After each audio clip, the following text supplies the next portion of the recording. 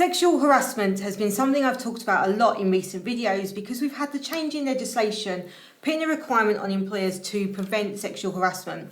In this video, I'm going to take a deeper dive into investigating harassment and particular behaviours that it's really important that anybody investigating harassment fully understands, because in my experience, it's these subtle behaviours that prevent often people taking really important decisions and missing the signs that harassment has in fact taken place. Bearing in mind that many perpetrators are working hard to prevent what they're doing coming to light and to protect themselves. So this is really important that anybody who has experienced harassment needs to report it, understands these behaviours, and those who are investigating it as well. Just a quick introduction to me. If you've not watched my videos before, I'm Jenefer. I'm the founder of Silk Helix. We are a HR consultancy. We specialise in neurodiversity and all things HR and employment law. And sexual harassment awareness training has been a big piece of my work in the last couple of months as this prevention legislation has come into force, and there is a requirement on employers to do training and make sure that everybody is trained to understand, recognise harassment, and particularly from managers to understand what to do when it's reported. So this video really is a deeper dive than what I think I've done in any of my other videos, where we're talking about how we prevent sexual harassment in the workplace, and we're looking really specifically at manipulative harassment techniques, and these aren't just going to apply in sexual harassment situations, more widely in all bullying and harassment situations. There's a range of behaviours and things that constitute sexual harassment or harassment more generally. They can be from situational, so something that happens in a particular situation. Let's say something gets out of the hand at the Christmas party, for example, likely to be situational, so not something that's being done on a regular basis. Something's gone a bit too far, somebody's crossed the line that they shouldn't have crossed. Now, I'm not saying that's right, I'm not saying that's okay by any stretch of the imagination, but it is quite different to somebody who is deeply manipulative and is really using harassment as a method of control, holding power over somebody, executing their power in the work environment, which is particularly where I'm focusing on today. But of course, these things happen more widely, and the domestic violence sphere has the same situations happening and the same types of behaviours as well. So these are wider behaviours on people who are really wanting to manipulate. So these people are not likely to come into your investigation meeting and go, yeah, like I should not have done that. I handled that situation wrong, or I behaved in a way that I'm not proud of and I'm sorry. These are people who are looking for ways to avoid detection and to be able to carry on their behaviours. So what behaviours should we be looking out for? What are the giveaways, the indications that these might be happening? I'm going to highlight 5 particular behaviours today and what they look like, and also the more subtle forms of them, because I think when we see articles or watch videos that highlight these behaviours, often it's the kind of the high level, the obvious ones that are talked about. And I want to go into a little bit more detail to highlight some of the more subtle behaviours. So the first of the 5 we're going to look at is deflection. So deflection is where I'm looking to deflect away from my behaviour. So this can have a range of appearances.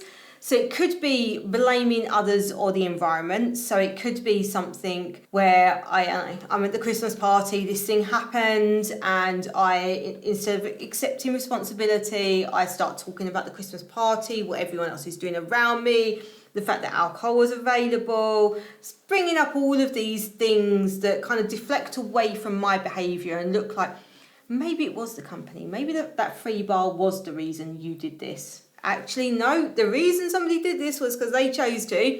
Okay, we might evaluate the free bar based on current legislation and our duty to prevent sexual harassment, but that's a very separate issue. But when we're using deflection, they are looking to bring that in. And even though I've done it to myself there, you can see that I've started to go into this, maybe I should discuss the free bar and the implications of the free bar on this person's behaviour. And it's worked on myself in that situation. So that can be what deflection looks like. It can be starting a new topic or referring back to an old one. So it could be you're bringing up somebody's behaviour. Let's say you're bringing up someone's behaviour in this particular meeting, and they then start going back to, well, that person there in the last meeting, they did this, or what about all of these things that are also going on? So they start talking about other things, and it's really important that we can learn to park those things. So we can say, okay, I hear what you're saying, so we're not dismissing them, but we're saying, I hear what you're saying, but right now I want to focus on this. So we're bringing it back to what we're really focusing on. It may also be, and we see this particularly in investigations, is we can't say anything these days, or are you accusing me of being a pervert? So these are like big, wild statements. They're huge, they're massive, and they prompt an investigator to think, oh, yeah, where is the line?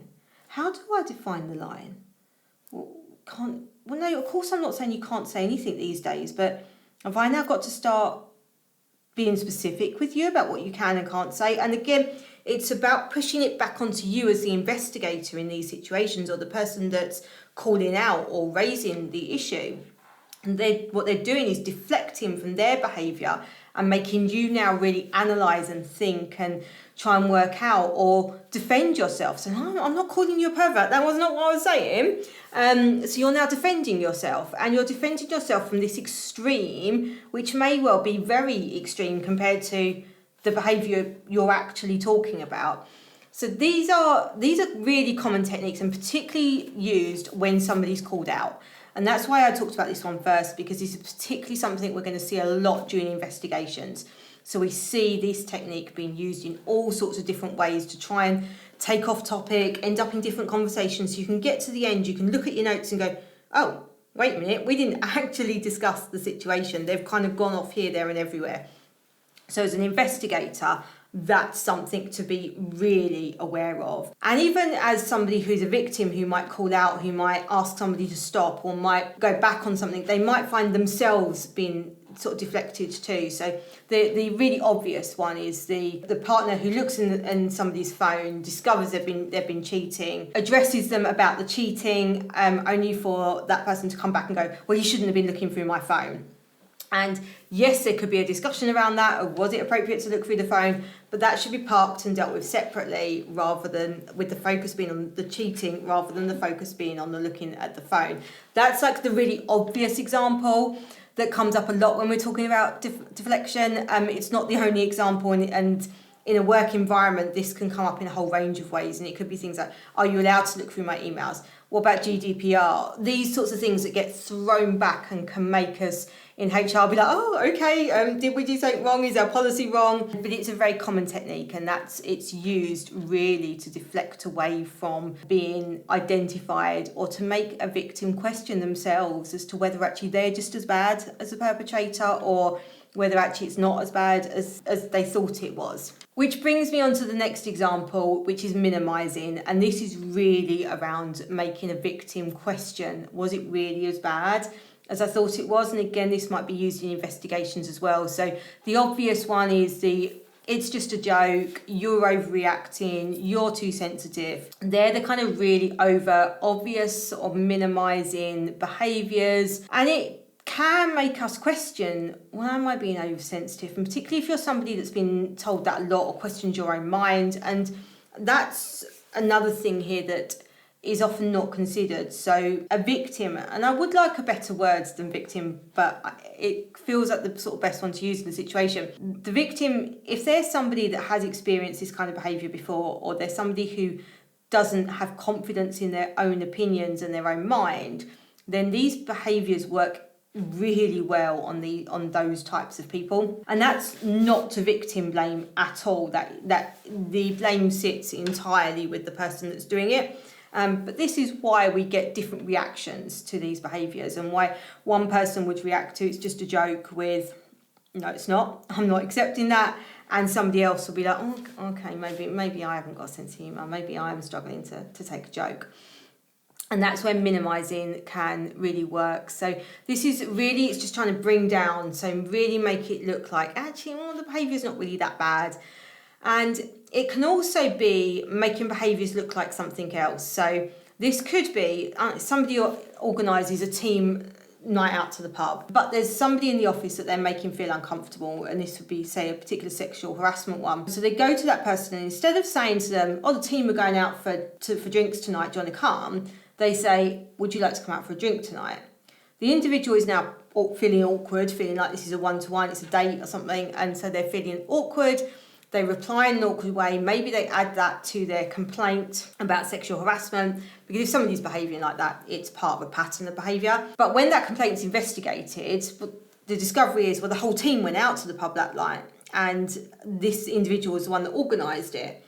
So what they've done is they've been able to hide their behaviour in something that they've actually done, so kind of in plain sight, but used language in such a way that they can then afterwards make the individual look a bit crazy for thinking it was a date. But of course it wasn't a date, it was a whole team kind of behaviour that minimises and makes the individual look a bit mad. And that can have an overlap with gaslighting as well, making somebody feel a little bit crazy. So the next one to talk about is the fake apology.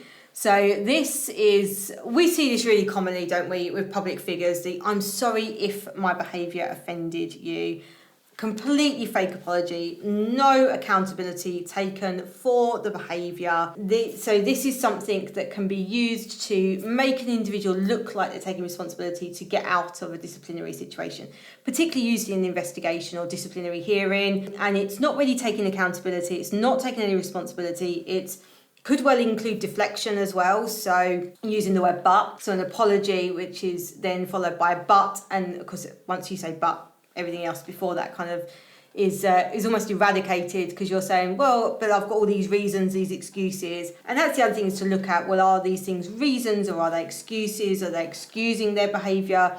Or are they possibly giving a reason for it that says, yeah, this is something I did, I shouldn't have done it, this is the reason I did it, but I do recognise that that's not good and I shouldn't have done it, and therefore in future I am going to take these actions to stop myself doing it again, or to ensure it doesn't happen again.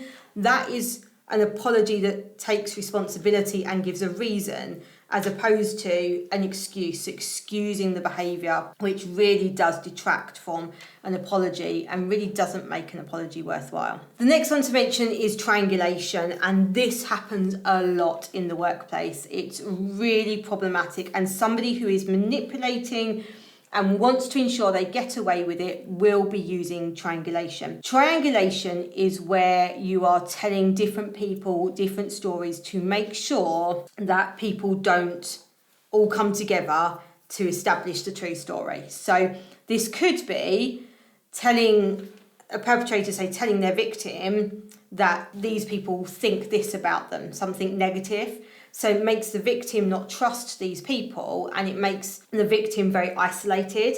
It could be a smear campaign, so telling others something about the victim that makes others not want to go near them, makes others distance themselves from them, believe things about this person that are not true. It could be telling somebody that somebody said this about them, so instead of somebody going and questioning it, they just believe it. So if you're told at work, I know Jane said something about you, I'll go and ask Jane what she said and whether that's true.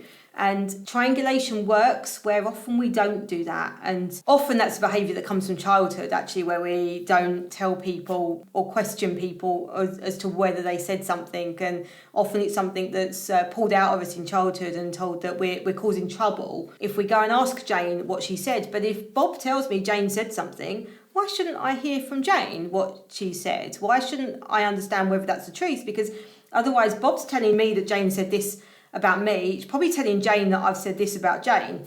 And you can see then how triangulation happens and how isolation happens, and these people won't get together and collaborate and see, well, which bits of these stories are actually true. And often there'll be bits of stories that have some truth in it, and impressions maybe that then the perpetrator can really pull out and then act on and benefit from to tell a false narrative around it. So triangulation is particularly dangerous. It works really to isolate victims and to minimise their chances of reporting it. So all triangulation could cover things like, well, HR know what I'm like. I had a disciplinary with HR last year and they didn't do anything. They said that actually everything was fine. So it's kind of making the individual believe that reporting it won't get them anywhere, and that those sorts of behaviours as well can really put a victim into a space where it's really hard to be able to even report it. And then when you're investigating it, you can find that you're talking to witnesses who are telling stories, and much of this is things they've heard rather than things they really know, but they may believe they know it. And so that's a key thing to question when you're talking to witnesses, and why it's really important to do interviews to establish, did you actually see this or did you hear about it from somebody else? Where's your evidence that this thing happened that you're telling me happened? So if you're telling me Jane said this about you, how do you know that Jane said that about you? Did Jane say that to your face? So it's those sorts of deep questioning to understand whether triangulation might be playing a part. And then finally, gaslighting, which is a term that is widely used, and I think it's a really important term that we do use, and we do understand what it means. It comes from a film where this lady believed that the gas lights were flickering, and they were indeed flickering. Her husband was causing them to, convinced her that they weren't flickering, she was imagining it. And that's what gaslighting is. So gaslighting on its really obvious can be, it never happened. You're imagining things. I didn't do that. I didn't say that. Or it could be more subtle. So it could be that you've raised concerns about something. Let's say you've raised concerns to your manager about something and your manager has dismissed it, minimised it, dismissed it. Or it could be something more subtle. So let's say you've raised concerns to a team member or manager about something. They've dismissed it, not really listened to your concerns. But later on, they raise those concerns as if you've never mentioned them before, or maybe they say somebody else has mentioned them. And this could be to make it look like you never raised this. So make you look like you're in the wrong in this situation because you've tried to hide this and not said it. So it's those kind of sort of slightly subtle things that can again make you look a little bit crazy, but also you could join in the conversation knowing that you've already raised this and it's like, okay, now they're agreeing with me, they're getting it. But then you suddenly realise actually they're not agreeing with you. They're painting this picture that you haven't said this before, and it may be that actually they're now raising this in writing in an email or in a messaging group, whereas you raised it verbally in a meeting and there's no record of that. So this is where the whole power control thing comes in, that it really is around trying to control a victim, trying to make a victim feel like they're going crazy, questioning themselves, not therefore feeling strong enough to report it, making sure there's not enough evidence. So when somebody's investigating it, they're looking at going, there's not really enough evidence. And often when there's a look at something to say there's not really enough evidence, it's because these sorts of behaviours are not understood, and the evidence is often there. But if we don't understand these behaviours properly, we miss the evidence, we miss the signs.